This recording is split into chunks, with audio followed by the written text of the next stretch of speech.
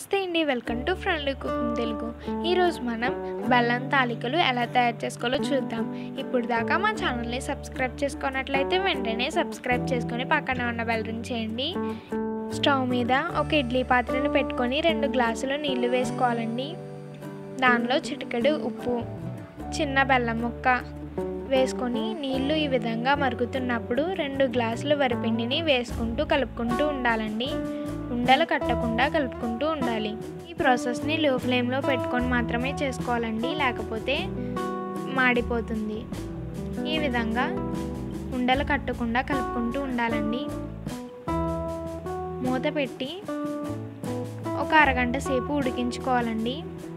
అరగంట తర్వాత ఈ విధంగా ఉండ విరిగిపోకుండా ఉన్నట్లయితే పర్ఫెక్ట్గా ఉడికినట్టండి.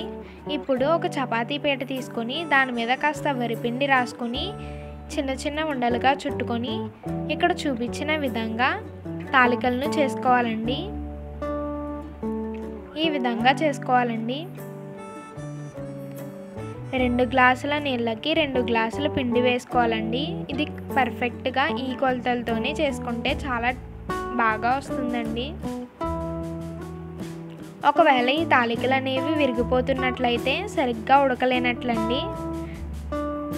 ఇలా ఇడ్లీ పాత్రలో చేసుకోవడం వల్ల బాగా ఉడుకుతుందండి, కాబట్టి తాలికలు అనేవి విరగవు.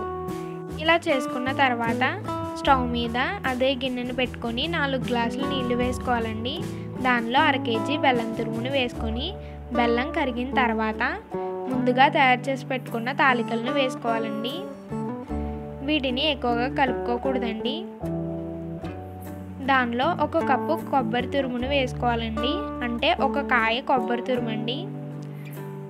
అలాగే దీనిలో ఇలాచీని కూడా వేసుకొని ఒకసారి కలుపుకొని మూత పెట్టుకొని అరగంట సేపు ఉడికించుకోవాలండి. అరగంట తర్వాత ఈ విధంగా ఉడుకుతుందండి. అంతే అండి బెల్లం తాలికలు. ఈ వీడియో నచ్చితే ఖచ్చితంగా లైక్ చేసి మీ ఫ్రెండ్స్ అండ్ ఫ్యామిలీ మెంబర్స్కి షేర్ చేయండి. సబ్స్క్రైబ్ చేసుకోవడం మాత్రం మర్చిపోకండి. Thanks for watching.